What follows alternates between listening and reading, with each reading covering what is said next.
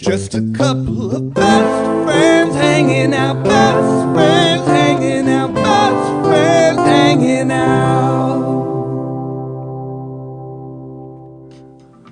Oh yeah, yeah, yeah, yeah, yeah, yeah. This is my feeling for the past few days. It's pretty amazing the way that these things kind of turn out in fantasy football. Do I believe in miracles? Now I do. I didn't before, but it's pretty amazing. Did I win because of the 3 touchdown drops by Will Fuller? The touchdown drop by Aaron Jones? Was it the Kelsey and Butker who left points on the table as well? I always have these fantasy miracles, and I had a nice remember when Adam was texting me about this matchup, because it was a very intriguing matchup. So we were texting each other, and he was all bummed out, and got almost a unanimous comment, which was pretty great for him. It's a nice consolation bracket, nice consolation prize. But yeah, I was in Glendale, California, studying for some kind of bullshit insurance thing back when I lived in the Bay Area not the first time around, but the second or third time around. And I was up, I think, by a little over a touchdown, and he needed, a touchdown or whatever and some change to win. I tried to look it up, but I couldn't find it. But it must have been, I don't know, it must not have been as close as we had been talking. But basically, he needed a touchdown from Percy Harvin, and Percy Harvin had 3 touchdowns called back in that game. Really unbelievable type of situation. But for me and Adam, that's just what happens. Which brings me, I was like digging through our history trying to find this game, and I had I found a draft weekend part 1 post. Unfortunately, part 2 is probably buried within this thread that you can't open. You can only access the initial topic and not the comments to it and responses to it. So it was pretty good. This review was pretty good. The next day was filled with 3 Fs: floating, frisbee, and friendship. The day was highlighted by superb play on the beach frisbee field and stone-cold accuracy from Colin, which he soon parlayed into a complete game shutout of his own team in wiffle ball. As evening rolled around, it would soon become clear that the majority of people in the fortress would be outvoted for the pre-draft festivities location, so it was on to Gall's house. After an eerily silent and dark first game of beer ball, music was finally discovered. Unfortunately, the tunes held no sweetness for Team Bacon and Team O'Malley, who went a combined 1-5 against the titanic team of Scott Negger Novum, and that was with an E, not an I. Sorry, that sounded like a hard R. For the small price of a Colin O'Malley bathroom double BJ, Bellinger threw a beer ball game more obviously than Shoelace Joe Jackson and the Chicago Black Sox. It would turn out to be a wasted shot in the mouth for Colin and Sean, as Gall would soon choke for the second time that night, falling to Team Bacon in an overtime forcing game of Flip Cup and then losing again in Nemesis. Team Bacon pointed and laughed whilst Team Bromalley wept with shame. The selections were in place, and the 2015 draft was nigh. I'll have the draft review out soon. Unfortunately, we'll never know what that draft review was. But yeah, I used to be a pretty good writer back in the day. No wonder I'm deserved of these miracles that I'm getting. So I really appreciate that matchup. I thought I was done for sure. But, every once in a while, you just need a little, I believe in miracles. Sometimes you need that. Where is it? Pretty ridiculous album cover. That guitar part, yeah. Anyway, Aaron Jones, what happened to that guy? I was texting with Adam, like I said, and it looks like he's like yesterday's cold soup. Like no one gives a fuck about him on that offense now all of a sudden. Jamal Williams coming out of nowhere. It's so absurd when that kind of stuff happens. I mean, he hadn't scored less than 17 points, it felt like, the entire year, maybe the first week. Let's take a look at this guy. I'll go back and look at these scores. All right. So here's your boy, Aaron Jones. He doesn't get any touches. He scores 4 the first week, and then 23, 14, 14, and 45. That's pretty good. Pretty good. A lot of it's touchdown dependency, though. His highest yardage is 116. Maybe he has... I mean, I think he also had a little bit of upside with the receptions when Jamal was out. But good Lord. They were saying he'll be he was outgained 136 to 60. He caught a lot of bullshit, those bullshit passes that I'm always complaining about, which I'm not going to get into too much on the podcast because it doesn't seem like anyone's on my side with it. But it is lame when you get, 4 receptions for 13 yards, and the longest one is 9 yards, so that's 3 receptions for 4 yards. Other than that, and then you get a combined 2.4 for that. It's like, what the F, man? It's just not a real thing. Like, I guess it is part of, like, Evan had a good point where he's like, maybe it, kind of allows you to explain that the run game is more open, so therefore the wide receiver value is just beyond yards and touchdowns and all that kind of stuff. And that's a good argument. I like that argument. But it's still, a reception doesn't do anything to help your team. All it does is, give you an opportunity to help your team, similarly to a touch. But a touch isn't worth shit. So that's all I'm going to say there. I'm just going to leave that there. We're obviously not going to get rid of it because I like the way that it does even out everything. I think that's great. But yeah, I do think that running backs, when there were only like 5 bell cow running backs and there was no PPR, that was really tough. Anyway, on to a little bit more housekeeping here. I had a pretty last second trade idea. I was like, maybe I'll I'm playing against Bill. He's rolling out with Gardner Minshew, who's kind of shitty in fantasy, not in real life. I heard a story that he's not even owned in his own fantasy league, which was pretty funny. So I traded him Kyler Murray yesterday for the mother and father, James White. And you guys know I always rant about how cool James White is. He just gets 10 points a game, which is pretty rad. So I'm hoping that continues. I would love to have an auto 10 points in my flex spot for the rest of the year. That'd be sick.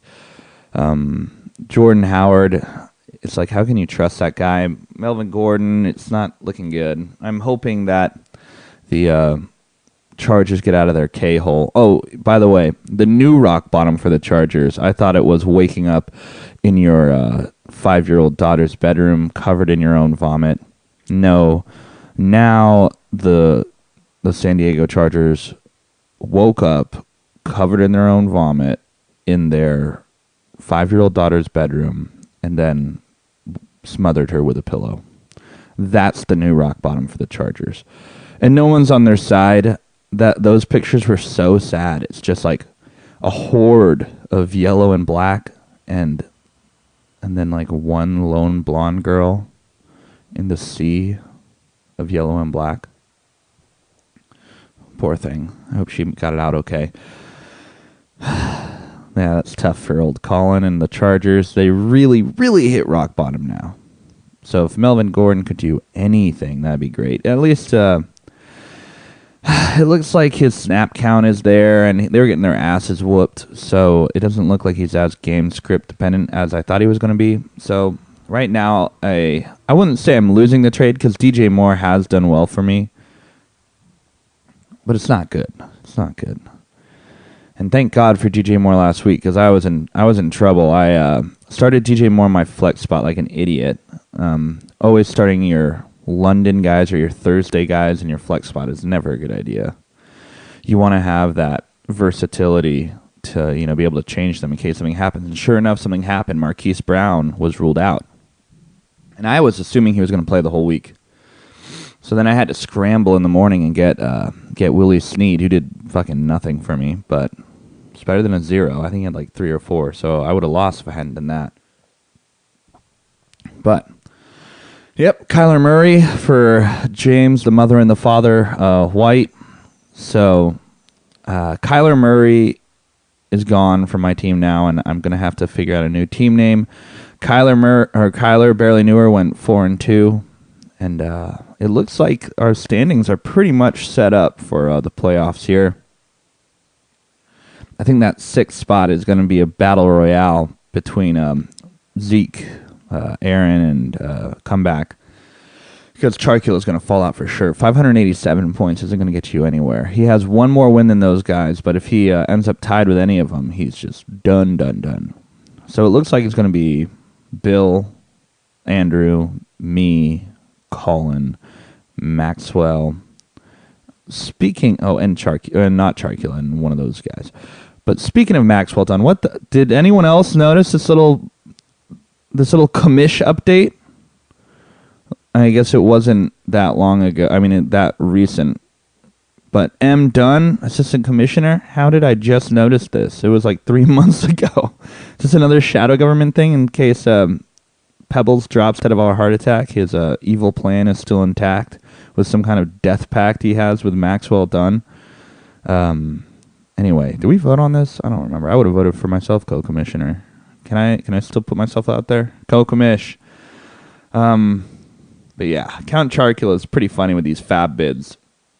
He's looking desperate. It's looking real desperate for old Charkula. He goes ahead and wagers $3 on Cole Beasley, which is more than he wagered on his future franchise quarterback. And then Lazard is...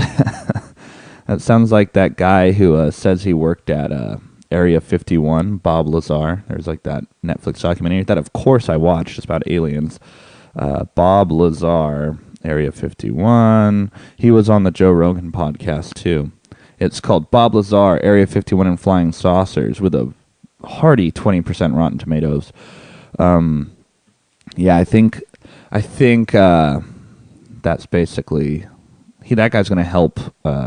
O'Malley's team as much as Alan Lazard is going to help his team. He spent $4 on him. How desperate is Charkula right now? Let's take a look at his lineup. Jacoby Brisket, probably not plan A for you, huh?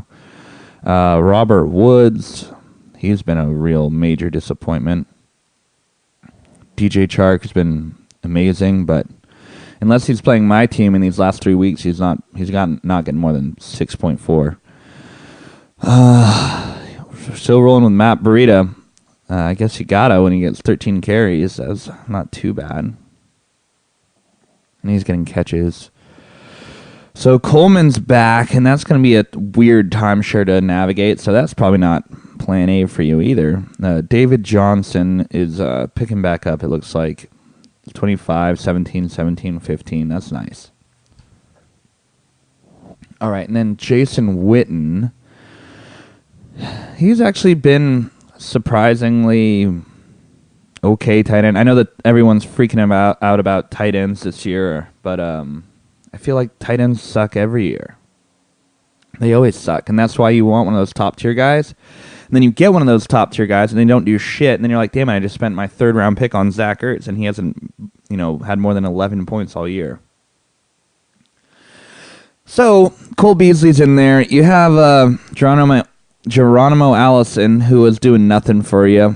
So you thought you'd back up a whole lot of nothing with a whole lot of more nothing with Area 51, Alan Lazard.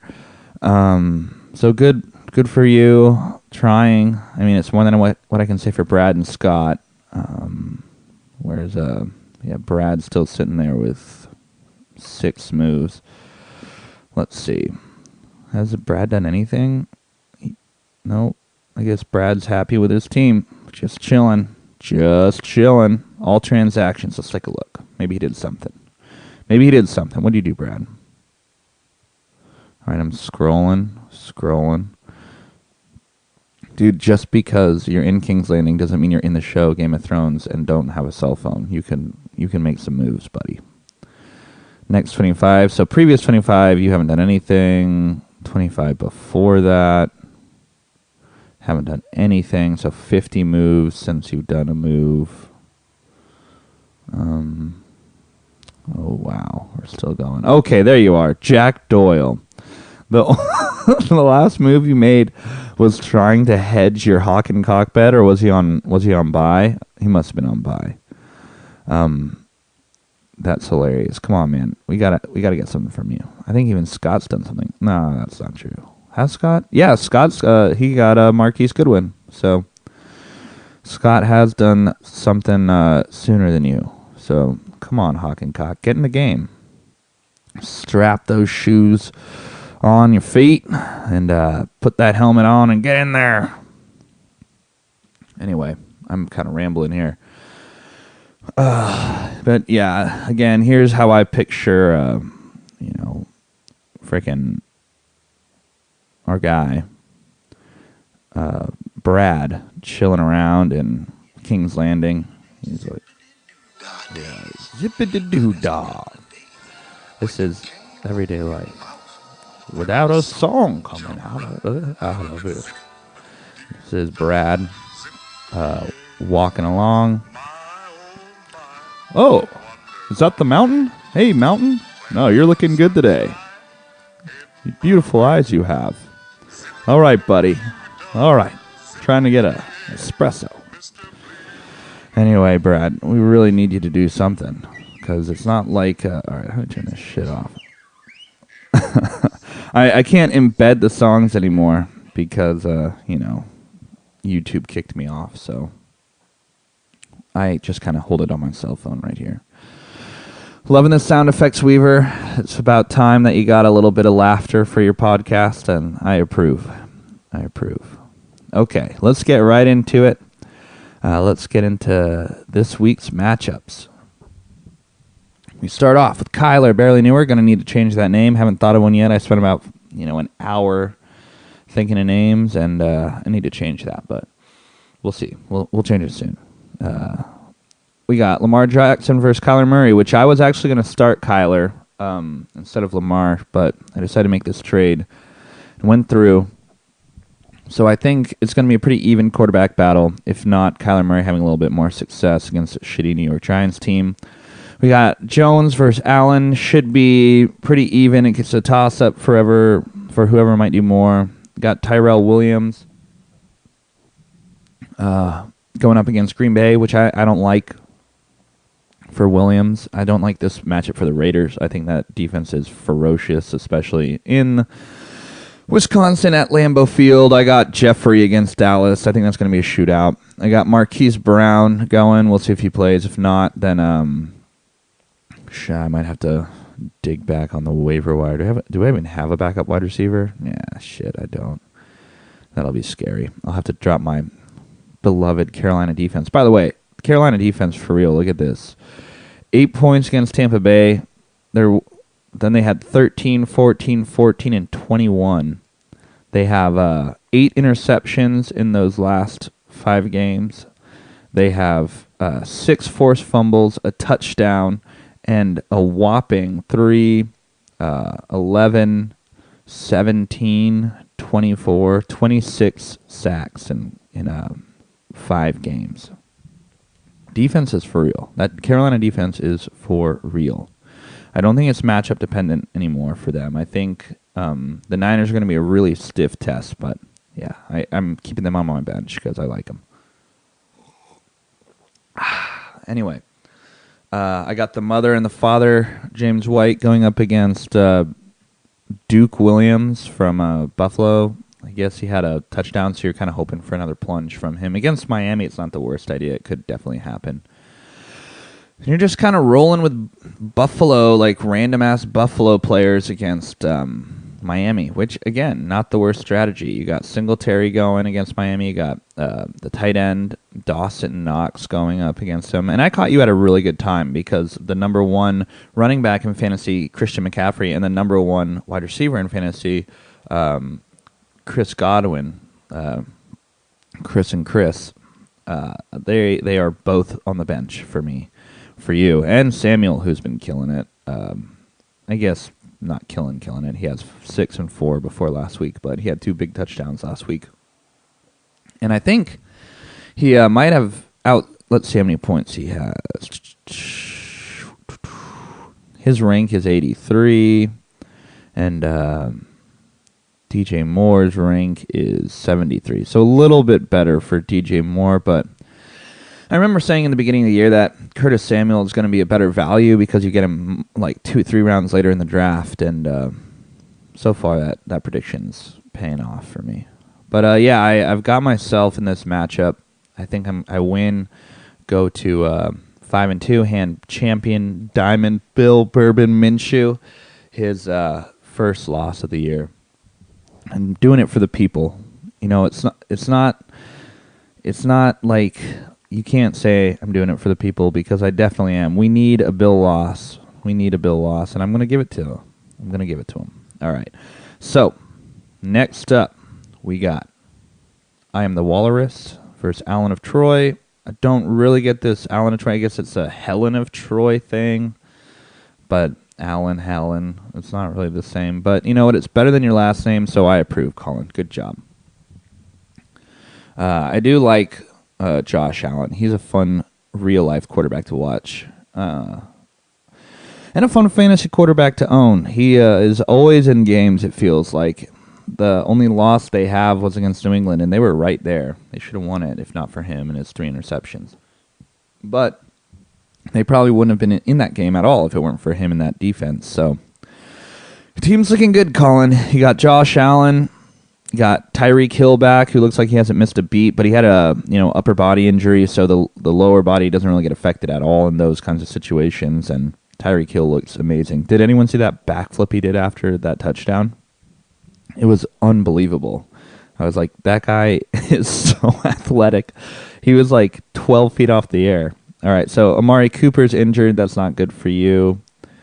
He's not practicing as of Wednesday. This could go down to the wire as a game-time call.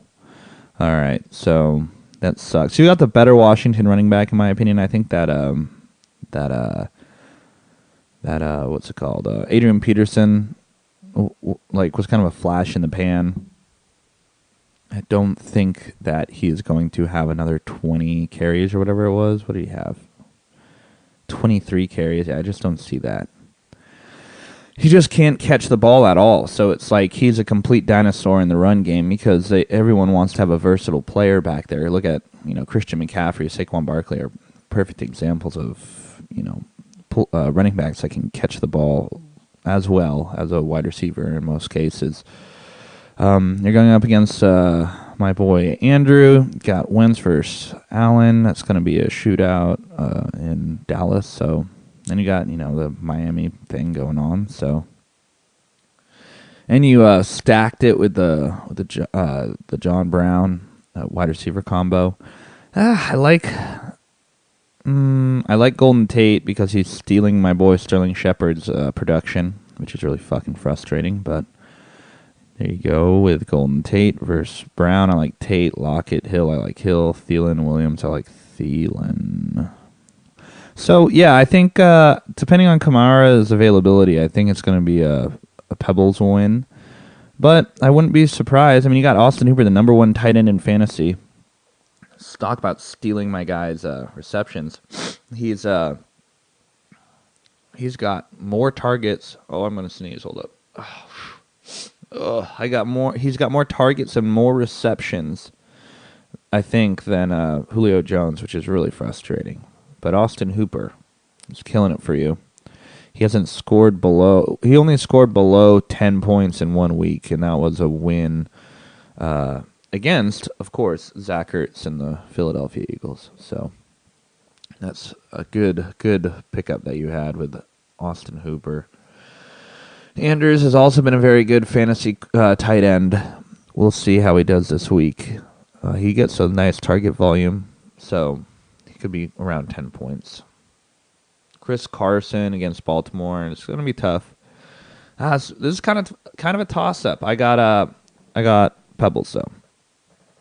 All right, next up on the old docket, we've got a brutal 12th place Tyler Bacon just has the absolute worst luck. Points against, 800 points against. Andrew is really close to that with 796 points for. But other than that, the best fantasy player is whoever is playing Evan and whoever is playing Bacon, and those guys unfortunately are playing well. I mean, Bacon has more points than 5th place and 6th place, 7th place, 8th place, and down. But he's still in last place at 1-5. You can't really come back from 1-5. So right now you can kind of just position yourself and hope to get a consolation bye and get out of the Sacco bracket. That's where the fear really happens. So I watched a bunch of Ultimate Frisbee yesterday. I watched the Condors play, and that was fun. I watched Evan play against Blackbird. There's a lot of shitty foul calls in that game for sure. I felt like an outrageous yellow card against Dom. I don't even know what a yellow card is in Frisbee.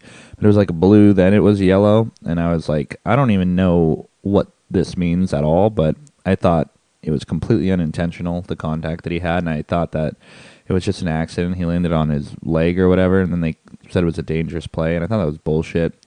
There was another one, too, where I'm pretty sure it was about 10-12 or something like that, and fuck, what was his name? That fast little guy on the Aviators.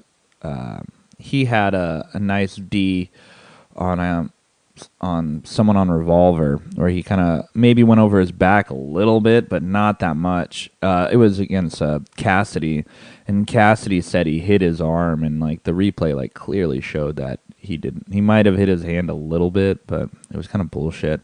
It would have been interesting if you guys got the disc back and it was 11-12. Put the pressure on him. That would have been fun, but it was fun to watch anyway. It's always good to see you dudes doing your thing and playing Frisbee. It's awesome to see. Also, you had some really cool throws in there, Bacon. Some really good plays. So, good job. That was fun. Congratulations on making it to Nationals. That's always a fun thing. Not that I'd know what it's like, but I hear it's fun. And, all right, where were we? Oh, yeah. New England Empire versus Aaron. Oh, some you versus you crime. I don't know. I'm trying to figure out what Weaver's little avatar is. It looks like a bunch of butts, like a bunch of mannequin butts. What is that? I have no idea what that is. Let's see here. We got Tom Brady against Watson. Watson's on a tear lately, so I got Watson. Josh Gordon might not play, I'm hearing. Sideline still. It's going to be tough. We'll see how the situation shakes out. Okay. Yeah, I think he'll play. So the Hopkins-Watson stack should really be doing better than it is. But the targets are there, and like I've been saying in these podcasts, touchdowns are fairly random. I know that a lot of people like to, have these players who have a lot of touchdowns, people like Jordan Howard, but touchdowns are almost impossible to predict. You can predict target volume, though, and DeAndre Hopkins hasn't had under 7 targets all year. So I think he has a monstrous second half of the year, and Aaron's abysmal all-stars can sneak into that 6th place spot, especially with Josh Jacobs looking to turn things around, Mark Ingram, Tyler Boyd, Thomas. You have a good team. It's just that you haven't been winning. Hunter Hurst Henry, Triple H. he looked amazing. So you got him, and I think you are going to beat New England Empire, Weaver. And I think you're going to win a lot of games moving forward. So there you go. Weaver, I got you. I got you, buddy. All right, now up against Count Chocula. And no, I'm not feeling very spiteful today. I was feeling very spiteful earlier when I thought I was going to lose.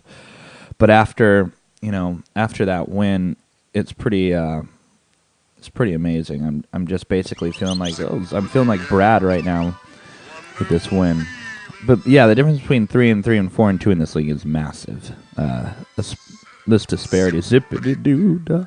The league is pretty much top heavy and bottom heavy at this point. The only 3-3 team is Count Chocula, and he's trash, so he's not going to be there for long. So yeah, 4-2 is huge. It almost ensures. It feels like it almost ensures a playoff spot. Barring some drastic turnaround, because everyone who's 4-2 also has, really healthy point totals too. So they should win a lot of ties with points for in case they bounce up against some of these guys in a tiebreaker situation.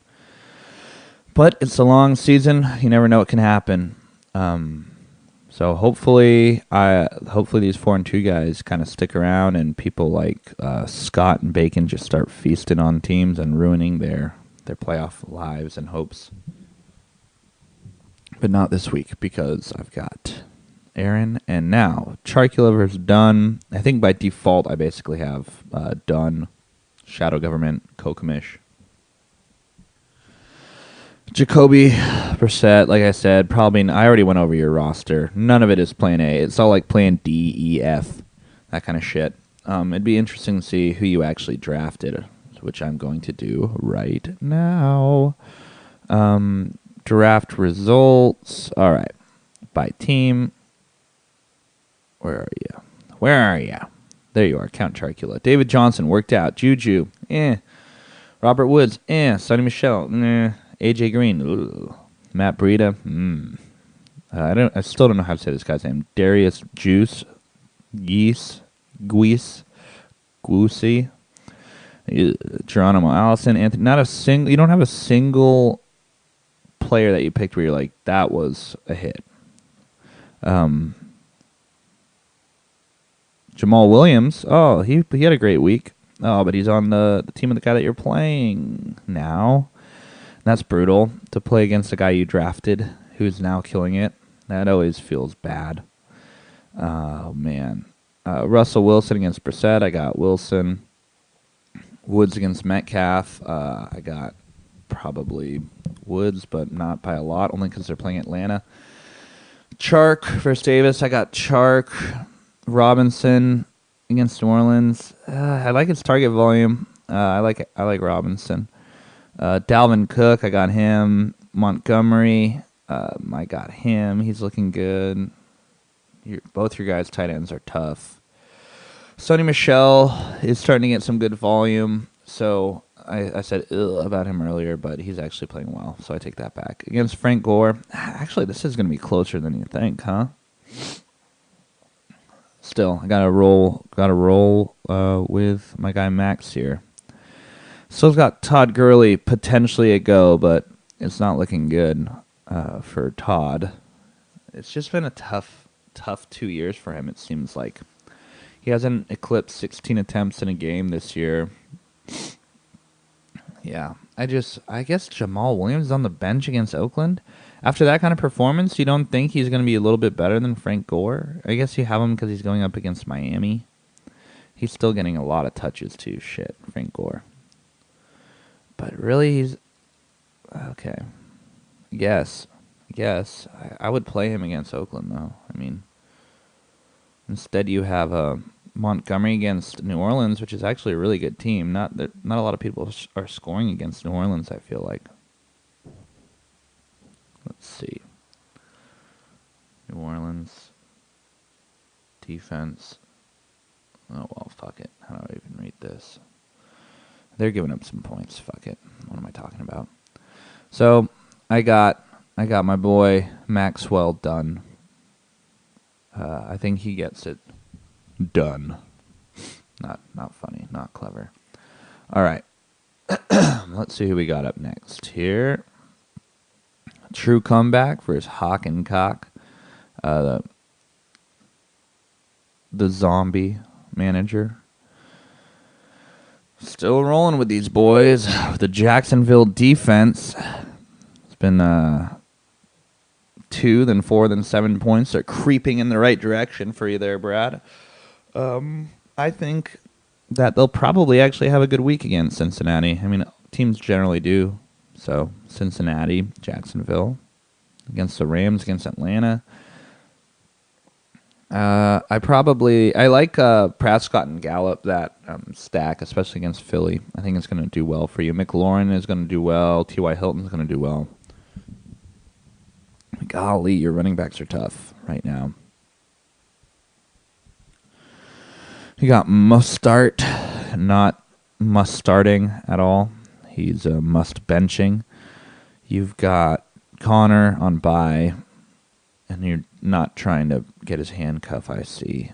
That's probably not a good idea. Hockencock, Freeman, plotting backs here. Royce Freeman. Duke Johnson, another complete bust this fantasy season. Everyone was all up on this guy's nuts. And now he's doing absolutely jack shit. And he'll do jack shit this week against Kerryon Johnson, who I said was being replaced in Detroit. I meant Kenyon Drake. For some reason, I had him mixed up with Kerryon Johnson.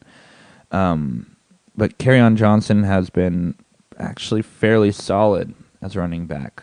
So we got Cortland Sutton, the guy who I had no idea who he was.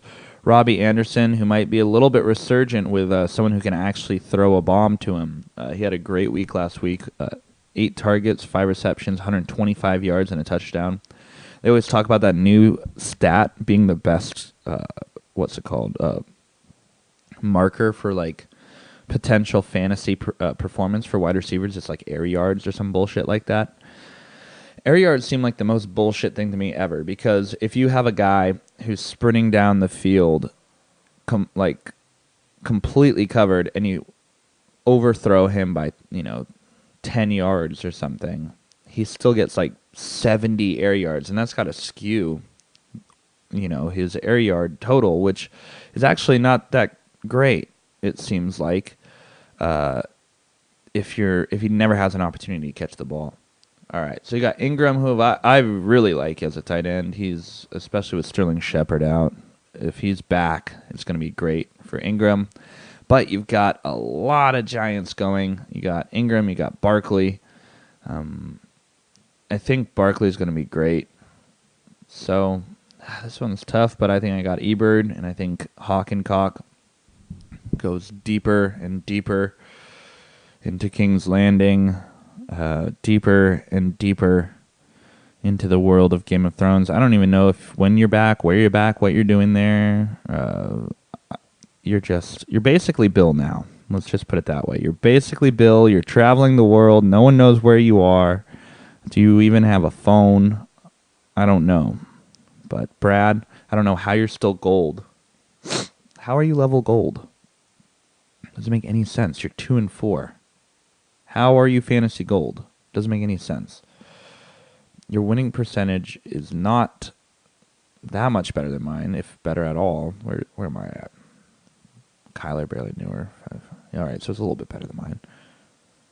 But why am I still silver? This is such bullshit, man. I don't understand this. I got 32 points last week, though, so moving on up. But yeah. Fucking Pebbles, though. He has going back to Pebbles. I just saw him again. You've had quite the charmed life, haven't you? With this run you've had. I was looking through all our history, and you're always right there. You have this nice little gold thing surrounding you. It is. I'm not gonna lie. It is pretty. It's not something that you can really be mad about, I guess, because you've been consistent. Have you even missed the playoffs? I guess you got Sacco before, but yeah, it has something to do with your draft den. I think there's something more to that. Maybe we all need a draft den. I was in my draft den this year, and it's the best I've ever drafted. So maybe I'll never show up again to the draft competitions, because then I'll just get hungover, and lose interest in the draft by the 4th round. And that is never a recipe for success. All right, I think we got one more. Scott against Ezekiel. Solid deal. Obviously, I'm going with Zeke here. Scott never listens to these podcasts, never reads the messages. And when he does, he reads them like it's his second language, and he doesn't know what they say, what they mean. But I'm really happy for you doing so well in school. That's awesome. It's probably, getting that kind of what is it? It's not a PhD, right? It's what are you even getting? I don't even know. But all I know is it's probably attractive to those Asian ladies. They really love a successful man, especially in the field of medicine, even if it is with dog medicine. They love that kind of thing. So, you're really putting out the honey trap for those Asian chicks that you love, those Thai chicks. And I'm proud of you, buddy.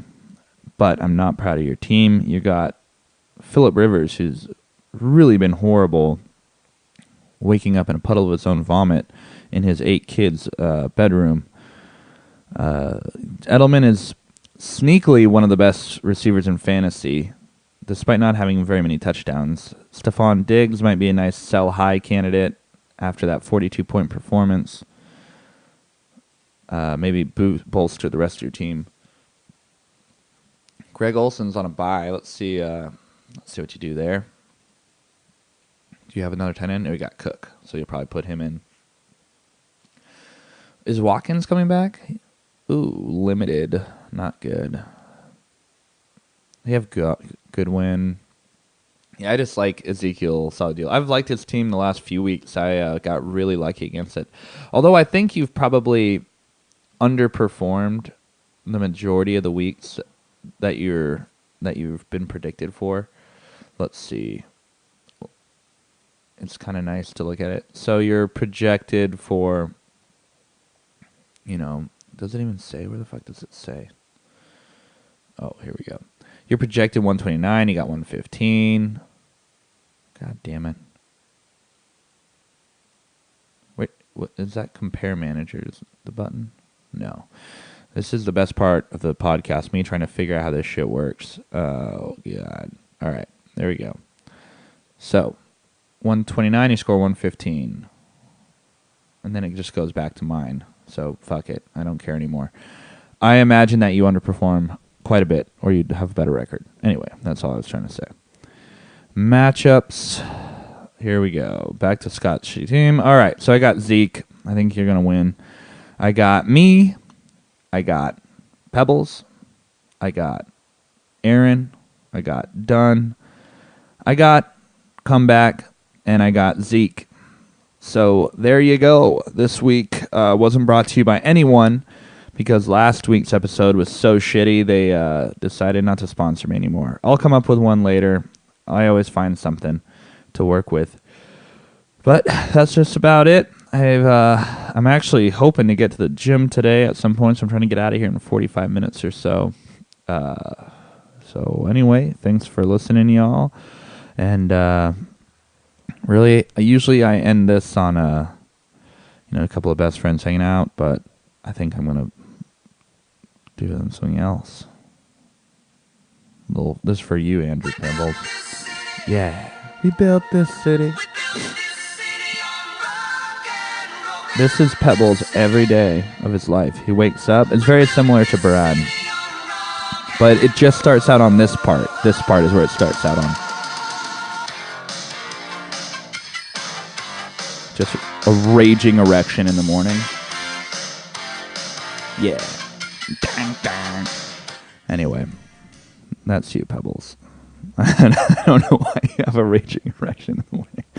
All right, I'm gone for real now. All right, this is Stu, and I'm signing out with just a couple of best friends hanging out. Best friends hanging out. Best friends hanging out.